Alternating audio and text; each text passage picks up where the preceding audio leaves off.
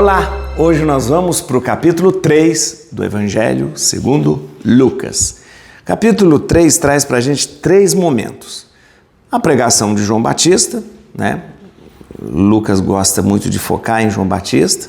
Depois nós temos o batismo de Jesus, propriamente dito, mas bastante sucinta a narração sobre o batismo de Jesus. E depois nós temos a genealogia que Lucas faz questão de trazer.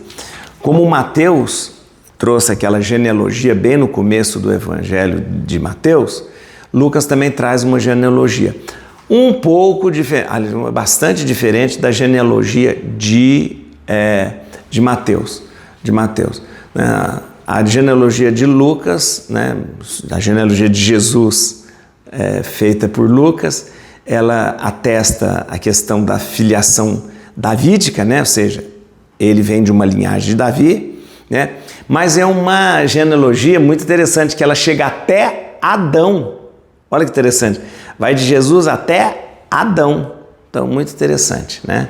Lembrando essa ligação de Jesus com Adão. E Jesus, assim como a teologia nos traz, Jesus como o novo Adão, né? Também é que se aquele Adão lá do paraíso trouxe o pecado, né? Esse novo Adão agora traz a salvação. Bom, vamos lá? Bíblia na mão, Espírito Santo no coração. Vamos ler. Importante, você sabe, né? Ler. A gente precisa ler o texto, tá bom? Vamos lá. Capítulo 3. No ano 15º do reinado do imperador Tibério, sob Pôncio Pilatos, governador da Judéia, Herodes, tetrarca da Galileia, seu irmão Filipe, tetrarca da Itureia e da província de Traconites, e Lisânias, tetrarca da Abilina. Sendo sumos sacerdotes Anás e Caifás, veio a palavra do Senhor no deserto a João, filho de Zacarias. Ele percorria toda a região do Jordão, pregando o batismo de arrependimento para a remissão dos pecados, como está escrito no livro das palavras do profeta Isaías. Uma voz clama no deserto: preparai o caminho do Senhor, endireitai as suas veredas. Todo vale será aterrado e todo monte e outeiro serão arrasados. Se tornará direito o que estiver torto e os caminhos escabrosos serão aplainados.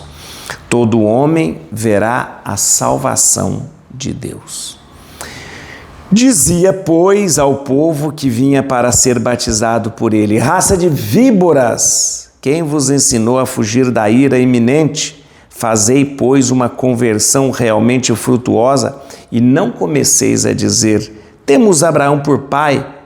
Pois vos digo, Deus tem poder para destas pedras suscitar filhos de Abraão. O machado já está posto à raiz das árvores, e toda árvore que não der fruto bom, será cortada e lançada ao fogo. Perguntava-lhe a multidão: o que devemos fazer? Ele respondia: quem tem 2 túnicas, dê uma a quem não tem. E quem tem o que comer, faça o mesmo. Também os publicanos vieram para ser batizados e perguntaram-lhe: mestre, o que devemos fazer? Ele respondeu: não exijais mais do que vos foi ordenado. Do mesmo modo, os soldados lhe perguntavam: e nós, o que devemos fazer? Respondeu-lhe: não pratiqueis violência, nem defraudeis a ninguém, e contentai-vos com o vosso soldo.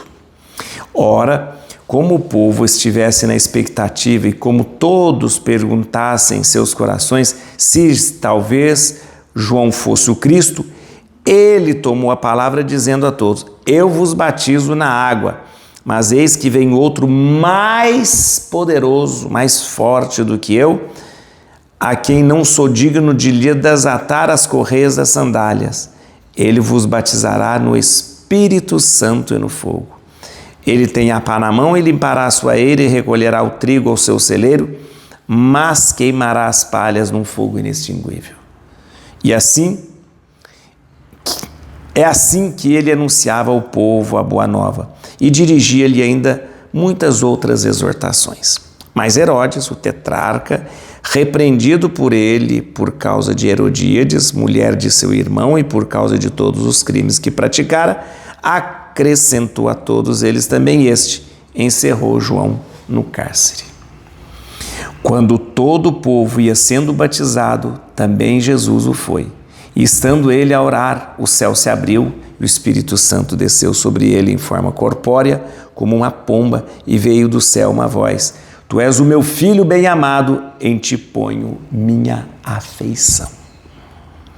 Quando Jesus começou o seu ministério, tinha cerca de 30 anos e era tido por filho de José, filho de Eli, filho de Matar, filho de Levi, filho de Melqui, filho de Jané, filho de José, filho de Matatias, filho de Amós, filho de Naum, filho de Esli, filho de Nagé, filho de Maat, filho de Matatias, filho de Semei, filho de José, filho de Judá, filho de Joanã, filho de Reza, filho de Zorobabel, filho de Salatiel, filho de Neri, filho de Melqui, filho de Adi, filho de Cozã, filho de Elmadão, filho de Er, filho de Jesus, filho de Eliezer, filho de Jorim, filho de Matat, filho de Levi, filho de Simeão, filho de Judá, filho de José, filho de Jonão, filho de Eliassim, filho de Meleia, filho de Mena, filho de Matata, filho de Natã, filho de Davi, filho de Jessé, filho de Obed, filho de Boaz, filho de Salmão, filho de Naasson, filho de Aminadab, filho de Arão, filho de Esrom, filho de Farés, filho de Judá, filho de Jacó, filho de Isaac, filho de Abraão, filho de Taré, filho de Nacor, filho de Sarug, filho de Ragal, filho de Faleg, filho de Eber, filho de Salé, filho de Cainã, filho de Arfaxad, filho de Sem, filho de Noé, filho de Lameque, filho de Matusalém, filho de Enoque, filho de Jared, filho de Malalel, filho de Cainã, filho de Enós, filho de Sete, filho de Adão, filho de Deus. Muito bem, vamos lá. Eu quero explicar rapidamente, depois eu quero passar alguns versículos com você. Primeiro, o Lucas ele traz para a gente aqui o ministério de João Batista, que é justamente para que João Batista veio. Preparar o caminho do Senhor. A gente chama de João Batista de precursor, né? Ele prepara o caminho do Senhor. Deixa eu te contar um caso aqui. Muitos discípulos de João Batista achavam que o Messias fosse ele. Muitos achavam que o Messias fosse ele. E ele tira essa dúvida dele e falou: não é assim, não é assim. Né? Eu estou batizando vocês com água, porque esse batismo com água é um batismo de conversão. É um batismo para quem quer mudar de vida. Né? Os soldados, os publicanos, os pecadores. Então, você quer mudar de vida? Vem cá, vem cá. Vamos mudar de vida por quê? Porque a gente precisa esperar aquele que é mais forte. Então, eu mergulho você na água. A palavra batismo, batismem, é uma palavra grega que significa mergulhar. Então, João Batista é aquele que mergulhava as pessoas na água com o propósito de mudança de vida, conversão. Então, e João Batista falou: eu mergulho essas pessoas na água porque elas querem uma mudança de vida. Mas vai chegar alguém mais forte. Presta atenção nessa palavra forte que eu vou te explicar daqui a pouco. Vai chegar alguém mais forte. Guarda aí no seu coração, forte. E aí, essa pessoa esse mais forte, ele vai batizar você com o Espírito Santo. Opa! Espírito Santo. Quando é que o Espírito Santo vai ser dado? Lá em Pentecostes? Lucas já está falando alguma coisa lá, mostrando gente lá em Pentecostes. Tá. Então, esse é tão grande, tão forte, que eu não posso nem desatar as sandálias dos seus pés. Tá bom? Então, João tira a dúvida dos seus discípulos, dizendo: não sou eu o Messias. É outro que é. É outro que vem. Tá bom? Beleza. João aqui, aliás, Lucas aqui não fala da morte de João Batista. Você percebeu? Percebeu, né? João fala que o Herodes colocou ele no cárcere, mas não fala da morte dele. Né? Depois ele foi morto. E depois, o batismo de Jesus é contado de uma forma bem sucinta. Jesus veio, aconteceu aquela epifania, o Espírito Santo veio como pomba, e logo depois é interessante, quando fala do ministério de Jesus, Lucas faz questão de dizer: quando Jesus começou o seu ministério, tinha cerca de 30 anos. 30 anos foi quando Davi também começou a reinar. Interessante, né? Como que Lucas faz questão de falar a idade de Jesus quando começa o ministério, né? E ligando com a idade de Davi quando começa o seu reinado. Tá bom? Mas deixa eu te falar uma coisa. Por que essa genealogia? A genealogia de Mateus também tem a função de mostrar que Jesus ele vem da linhagem de Davi. Mas a genealogia de Mateus não é tão extensa. A genealogia que Lucas traz também quer dizer, ó, aqui está José. José que está no lugar de pai de Jesus. Por isso, José dá legitimidade à profecia de que o Messias deveria vir da linhagem de Davi. E por causa disso, ele começa a partir de José, dizer o pai de José, o avô de José, bisavô de José, até chegar lá em Davi, depois Davi para cima, até chegar em Abraão, até chegar em Isaac, até chegar em Abraão, até chegar em Adão. E aí, você vê, Jesus que nasce é o novo Adão, né? Vamos lá, gente, vamos fazer agora, quero passar com vocês alguns versículos aqui que é muito importante. Muito bem. É interessante lembrar aqui, ó, eu já falei, Lucas é um pesquisador exemplar. Então ele vai às fontes e ele quer explicar. Então ele quer saber quem que era o imperador, quem que era o governador, quem que era o tetrarca. Então, isto que Lucas traz para a gente nos dá uma fundamentação histórica muito, muito, muito importante mesmo. Muito importante mesmo. Preste atenção que Lucas, ele dá início à missão de João ao mesmo tempo da missão de Jesus. Tá interessante isso, né? Ao mesmo tempo que começa a missão de João, batizando as pessoas, convertendo as pessoas, ele também aponta para o início da missão de Jesus. Interessante. Mas vamos lá. No ano 15º do reinado do imperador Tibério, sendo Pôncio Pilatos governador da Judéia, Herodes tetrarca da Galiléia, seu irmão Filipe tetrarca da Itureia e da província de Traconites, e Lisânias tetrarca da Bilina. Muito bem, vamos lá, quem que é esse pessoal? 15º ano de Tibério. Qual é o 15º ano de Tibério? Vamos ver. O 15º ano de Tibério compreende 1º de outubro do ano 27 a 30 de setembro do ano 28. Então, este é o 15º ano do imperador Tibério, que compreende 1º de outubro de 27, do ano 27, a 30 de setembro de 28. Foi a partir desse texto, gente, que se deduziu que Jesus tivesse 29 anos completos. Olha que interessante. Quando é o 15º ano de Tibério? E o 15º ano dele aconteceu no 1º de setembro de 27 a 30 de setembro de 28. Então a gente mais ou menos intui o quê? Jesus tinha 29 anos completo? Então tá bom. E assim ficou estabelecido a partir de Dionísio Exíguo, né? Dionísio Exíguo, que a era cristã ficou marcada a partir daí.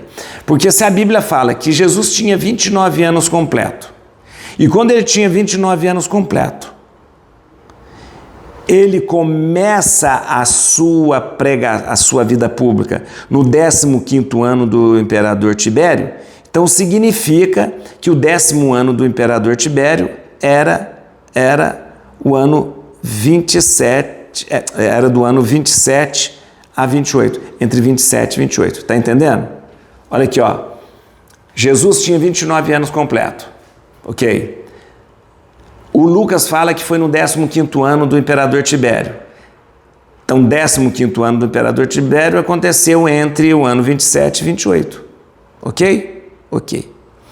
Pilatos foi governador, agora vamos ver, Pilatos foi governador do ano 26 a 36. Durante 10 anos ele foi governador. Ele foi o governador, o prefeito ali do ano 26 até o ano 36. O Herodes Antipas governou ali a Galiléia e a Pérea do ano 4 antes de Cristo até 39 depois de Cristo. O Herodes Antipas, que era filho do Herodes Magno lá, tá bom? E esse Lisânias, que apareceu aqui, Lisânias, tetrarca da Abilina. Esse Lisânias é um príncipe meio obscuro aí, né? E o seu território dependia muito de Herodes Agripa, né? Então, na verdade, é um príncipe que foi citado aqui, mas o seu território dependia muito do Herodes Agripa ali, né? É o Herodes Agripa. Muito bem, vamos lá. Então, você viu que Lucas já definiu o tempo em que tudo isso está acontecendo.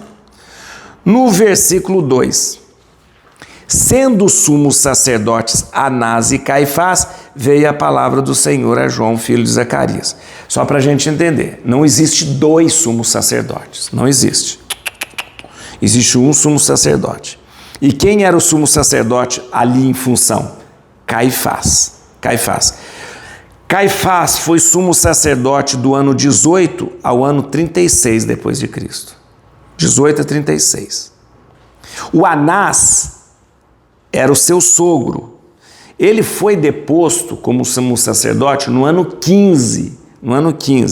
Mas o Anás, deixa eu contar para você, o Anás tinha uma influência muito grande sobre os religiosos, sobre o templo, inclusive sobre o seu genro Caifás. Então, ele meio que mandava ainda. Ele foi deposto no ano 15, como sumo sacerdote. O seu genro Caifás assume no ano 18, mas o Anás continua mandando com muita influência. Então, o pessoal considerava até que houvesse 2 sumos sacerdotes, o Anás e o Caifás. Mas quem era sumo sacerdote em função era o Caifás, tá bom? Muito bem. No versículo 5, aqui toda uma profecia de Isaías muito bonita. Todo vale será aterrado, todo monte e outeiro serão arrasados, se tornará direito o que estiver torto, e os caminhos escabrosos serão aplainados, né? Lucas faz questão de trazer esse texto de Isaías para justamente lembrar que João Batista, como precursor, é aquele que vai aplainar todos os vales. Lucas está querendo dizer que Deus vai rebaixar todas as grandezas terrestres, terrenas e tal. O orgulho, a empáfia, aquela coisa de querer ser grande. Então Deus vai rebaixar todas essas grandezas terrestres, né? Tudo bem. Quando João Batista começa a pregar, o pessoal fica lá, meu Deus, quem é isso e tal.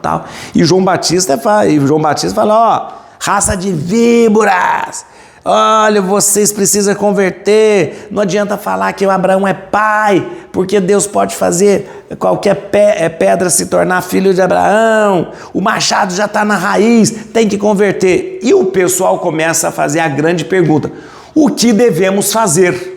O que devemos fazer? Olha que interessante, todo mundo vem aqui, ó, e perguntava-lhe à multidão, o que devemos fazer? Ele respondia, dá túnica, dá de comer. Aí os publicanos, né, os cobradores de impostos, publicanos, vieram para ser batizados e perguntavam, o que devemos fazer? E ele fala, não exijais mais do que vos foi ordenado, para não roubar, né? E aí também os soldados vêm perguntar, e do mesmo modo os soldados perguntavam, e nós o que devemos fazer? E ele, não pratiqueis violência, nem defraudeis ninguém. Olha que interessante isso aqui, presta atenção. O povo, os publicanos e os soldados perguntam o que fazer.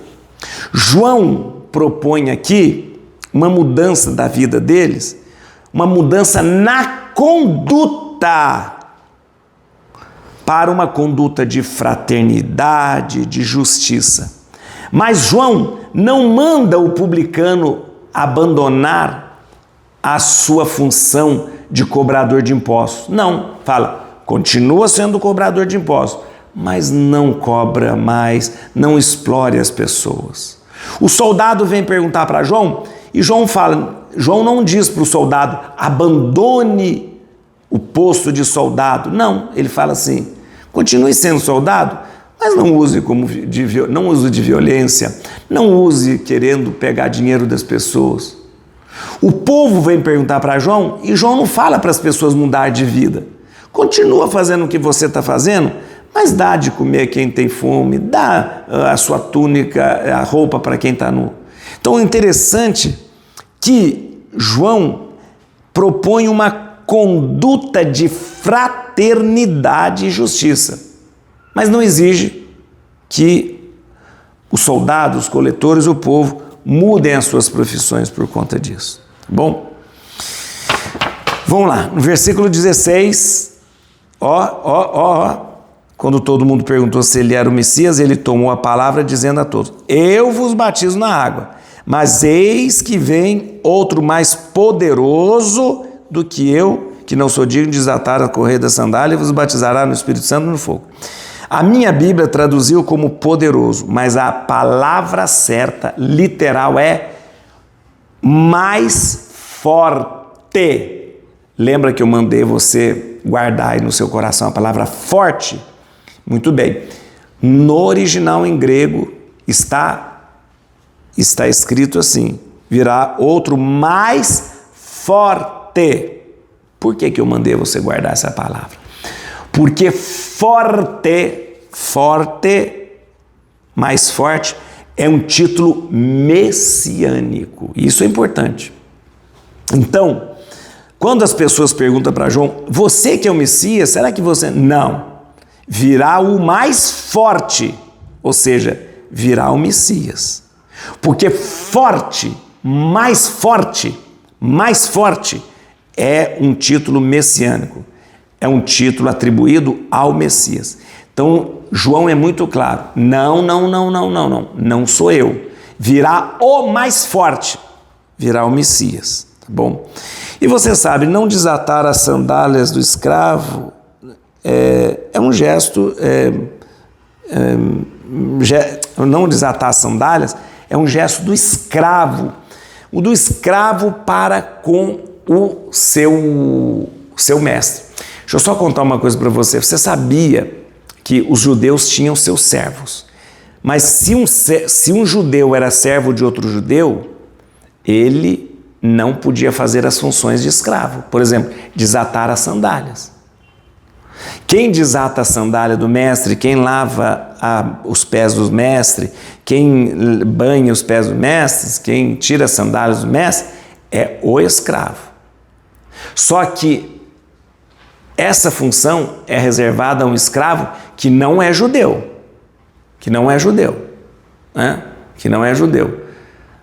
Agora,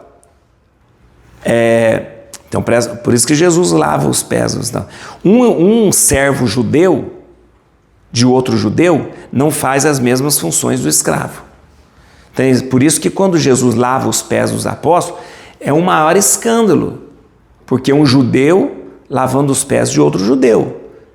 Nunca. Isso é um gesto só reservado aos escravos. E João Batista usa essa expressão. Eu não sou digno nem de tirar as sandálias dele, ou seja, eu não sou digno nem de me agir como escravo dele. Né? De tão forte que ele é, de tão Messias que ele é, de tão Cristos que ele é. Né? Muito bem. E no versículo 19, tem uma coisa interessante. Tem que falar dessa moça. Mas Herodes, o tetrarca, repreendido por ele por causa de Herodíades, mulher de seu irmão, e por causa de todos os crimes que praticara. Aquela velha história. Ah, mocinha, essa mocinha não tem jeito. Herodíades da pá virada. É aquela história. Embora o texto não fale da morte de João Batista, mas essa Herodíades é a nossa velha conhecida. Herodíades, neta de Herodes Magno, tinha acabado de abandonar seu marido, o Herodes, que era filho do Herodes Magno, portanto seu primo, que era seu tio, tinha acabado de abandonar o seu marido Herodes, que era seu tio, para se casar com outro Herodes, o Antipas, que também era seu tio. Essa moça tinha um fogo danado, nossa senhora, tá louco. Então você sabe, eu já contei essa história para você. Neta do Herodes Magno, casa com tio. Abandona o tio para casar com outro tio, que não sei o que. É uma confusão dos diabos essa mulher. Então, por conta disso, Herodes manda prender João, que ele já estava ficando cansado da pregação de João, que João mandava as pessoas se converterem, né?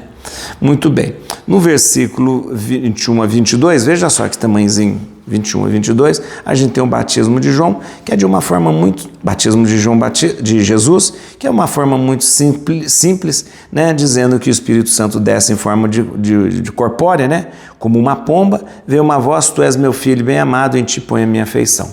Muito bem. João batiza Jesus, Jesus se recusa a ser batizado, mas João batiza, né? E assim marca o início da vida pública de Jesus.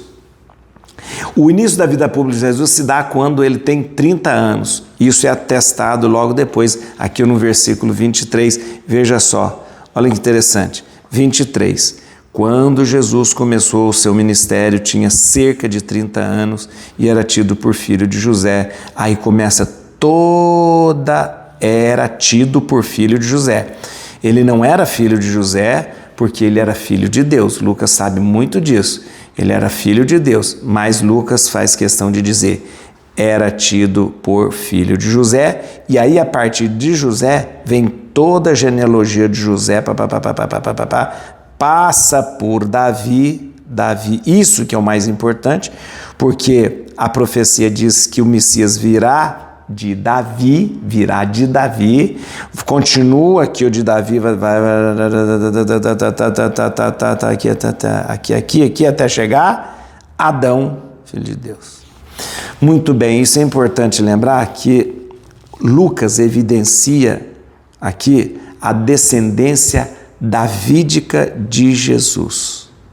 E é importante lembrar que no Antigo Testamento a descendência se estabelece pelo homem. Por isso que Lucas diz, Jesus era tido por filho de José. Embora Jesus fosse filho de Deus, né? Ele era tido por filho de José. E José vem da linhagem de Davi, lembrando justamente que a profecia se cumpre em Jesus, porque José legitima esta profecia, uma vez que a descendência se estabelece pelo homem. Isso no Antigo Testamento. Et crucem Domini fugit partes adversae, vite teledo tribiuda, hatic David. Aleluia.